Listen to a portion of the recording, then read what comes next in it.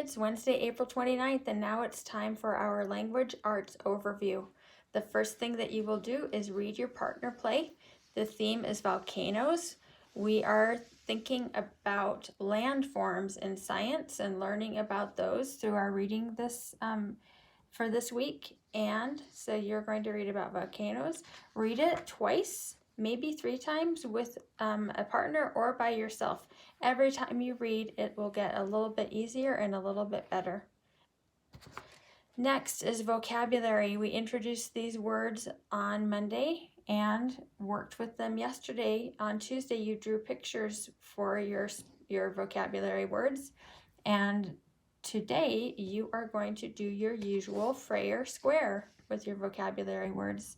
And so you are going to choose 2 vocabulary words, put them into 2 ovals, and then fill in a synonym, antonym, illustration, use it in a sentence and definition. So I'm going to start by using the word important. You can use important also, or you can choose another one for your first word. Synonym, that's the same.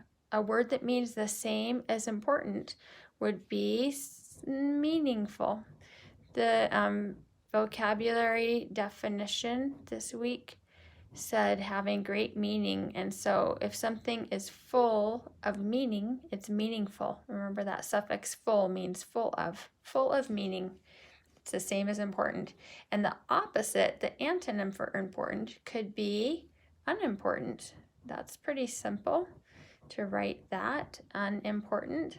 Another word would be trivial. Trivial means it doesn't really matter that much. All right, down here is an illustration. For me, I'm going to put a heart because if something's important to me, it's often close to my heart. The definition, you could find the definition on this page, having great meaning, or you could make up your own definition as long as it means the same as having great meaning. And then use it in a sentence. I'm going to say, my students are important to me, period. I started that sentence with a capital, I ended it with the period, and I have spaces between my words. All right, the definition can be written there. You can choose that same word or do a different one, and then another word down here. The last thing you're going to do today is read the story called The Astronaut Handbook. It's expository text. That means it's telling you something true. It's giving you facts and information. Now these are cartoony drawings. They're an artist's pictures, but it's still an expository text, and you will still see illustrations, pictures.